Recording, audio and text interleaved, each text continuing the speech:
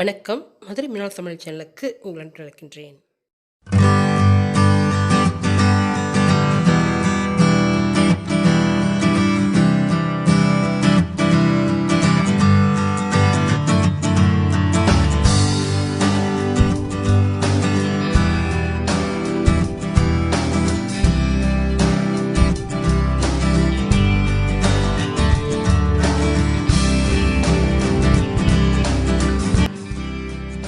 Egg ஆம்லெட்டுக்கு தேவையான பொருட்கள்: ஒரு வெங்காயம், ஒரு தக்காளிங்க, ஒரு கேரட் வச்சுருக்கோம், 2 பச்சை மிளகாய், ஒரு துண்டு இஞ்சி, கொஞ்சம் கொத்தமல்லிங்க. நான் 4 எக் எடுத்து வச்சுருக்கேங்க. இப்போ 2 தான் யூஸ் பண்ணுறோம். தேவைப்பட்டால் மறுபடியும் சேர்த்துக்கலாங்க.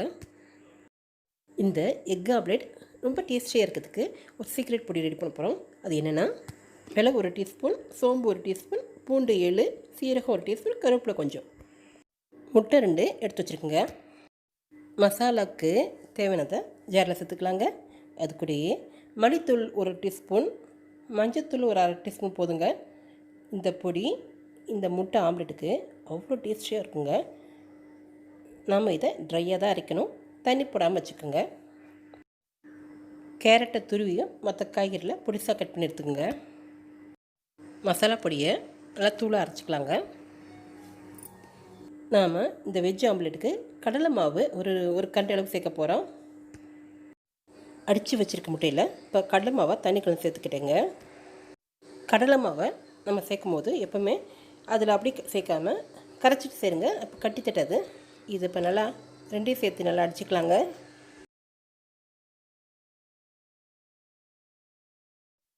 தோசைக்கல் காஞ்சிருச்சுங்க. இப்போ வெங்காயம் சேர்த்துக்கலாம். அதுக்கு தேவையான எண்ணெயை சேர்த்துக்கலாம். எப்போவுமே வெங்காயத்தை பச்சையாக சேர்க்காதீங்க, வதக்கி சேருங்க, அப்போ ஆம்லேட் நல்லாயிருக்கும். இன்னும் கொஞ்சம் தேவைப்பட்டால் எண்ணெய் சேர்த்துக்குங்க. இது கொஞ்சம் நேரம் வதக்கலாம். வெங்காயம் நல்லா வதங்கிடுச்சுங்க. இப்போ நறுக்கி வச்சுருக்கோம் இல்லையா, பூண்டு, இஞ்சி, பச்சை மிளகாய், அதை இப்போ சேர்த்துக்கலாம்.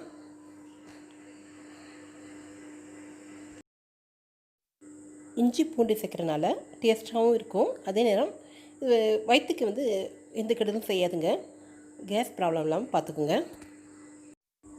இப்போ இது நல்லா வதங்கிடுச்சுங்க. இப்போ துருவி வச்சுருக்கோம் இல்லையா கேரட், அதை இப்போ சேர்த்துக்கலாங்க. இந்த எக் வெஜ் ஆம்லேட் ரொம்பவே டேஸ்டியாக இருக்குங்க.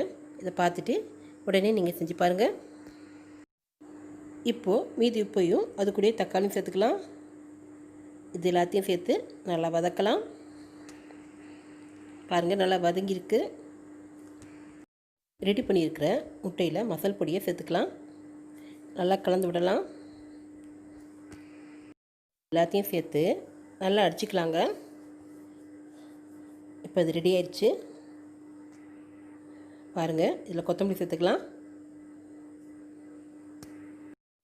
நாம் வதக்கி வச்சுருக்கோம் இல்லையா வெங்காயம், அதை இப்போ சேர்த்துக்கலாம்.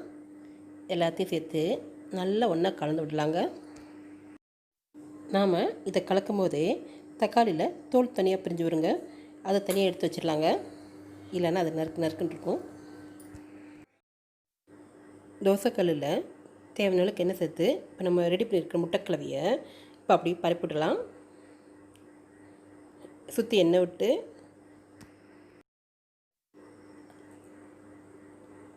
அதுலேயே மேலோட்டமாக கொஞ்சமாக நறுக்கி வச்சுருக்க கொத்தமல்லியை தூவிக்கலாங்க. இந்த ஆம்லெட் பார்க்குறதுக்கே நல்லா கலர்ஃபுல்லாக நல்லா வாசனையோடு இருக்குங்க.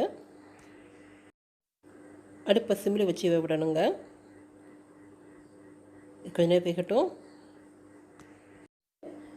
தொடர்ந்து வர புது ரெசிபிகளை நம்ம வீடியோவில் பார்க்குறேன் தான் மறக்காமல் நம்ம சேனலுக்கு சப்ஸ்கிரைப் பண்ணிடுங்க.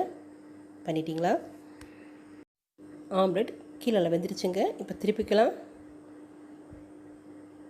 இது சிம்லே வச்சு தான் வேகப்படணுங்க. பாருங்கள், நல்ல வாசனையோடு இருக்குது. சாப்பிட அடம் பிடிக்கிற குழந்தைகளுக்கு இந்த மாதிரி செஞ்சு கொடுங்க, சத்தம் போடாமல் சாப்பிடுவாங்க. பாருங்கள், நல்ல வாசனையான ஆம்லெட் ரெடி ஆயிடுச்சுங்க. இந்த எக் வெஜ் ஆம்லெட் ரொம்ப சூப்பராக இருக்குங்க. ரொம்ப டேஸ்டியாகவும் அதே நேரம் புரதச்சத்து மிக்க இந்த எக் வெஜ் ஆம்லேட் நீங்கள் ஒரு முறை மறக்காமல் செஞ்சு பாருங்கள். செஞ்சு பார்த்துட்டு இது எப்படி இருக்குன்னு சொல்லுங்கள். மறக்காமல் சப்ஸ்கிரைப் பண்ணிடுங்க. கீழே இருக்க பெல் பட்டன் அமுக்குங்க. அப்போ தான் நாங்கள் போகிற வீடியோ உங்களுக்கு தொடர்ந்து வரும். நன்றி.